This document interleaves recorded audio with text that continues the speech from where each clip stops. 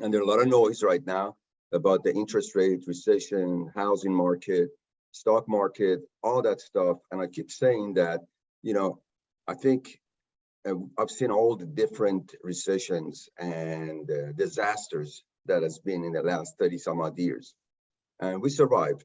And so I think we got to focus on our business.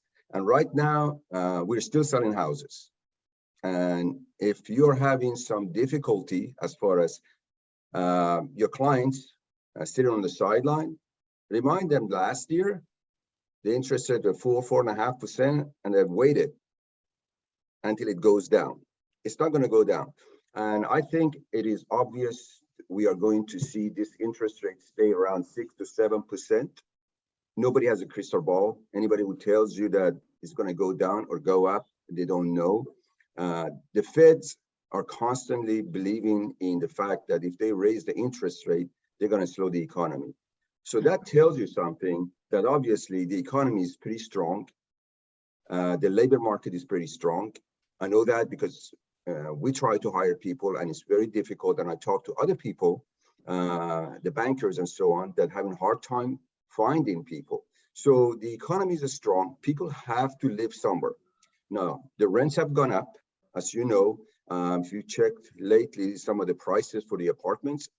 And the question is, would somebody pay $1,600, $2,000, $2,200 to rent something for a year, which basically has no advantage of ownership or interest deduction or appreciation or buy a home? So those are some of the things that we have to educate ourselves.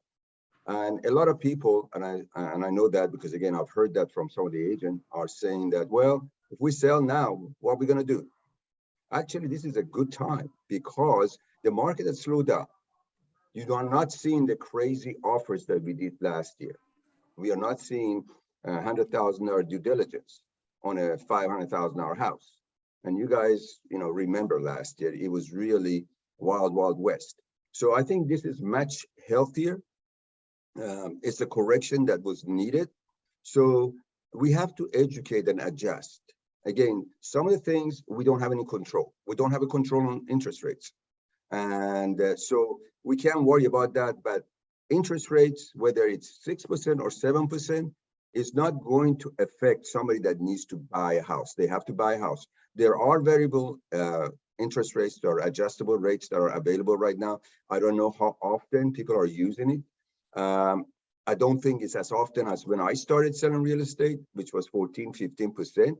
But again, there's an advantage that we have available. Some of the mortgage companies already, I know that we have those to offer. EHL has those to offer, but they're telling me that not many people are actually going for that. Now, we were slow. I think in the month of, Kurosh is going to share some statistics with you. July was a kind of a slow month, but then people, I think, got adjusted to the rates and start coming back in the market. And I think that was the month a lot of people took vacation and so on. So I encourage you to kind of learn how to handle different situations, whether you're going to list a house with somebody or you're working with a buyer, and then go to your database. I mean, we got to call some of these people that have sold a house, or you sold a house to 4, 5, 6 years ago, and let them know how much equity they have. They will be surprised that I know some of the agents have done that. And somebody, I think it was in Oak Island, if I'm not, I think last week when I was talking to Chris, he sold a house. He listed the house to one of his clients that was sold a couple of years, 2, 3 years ago, and they had about $300,000 worth of equity. People love to have that. So you got to kind of call those people, and especially if they're empty nesters, their kids have gone back, gone to college, or they moved out, or whatever the case might be.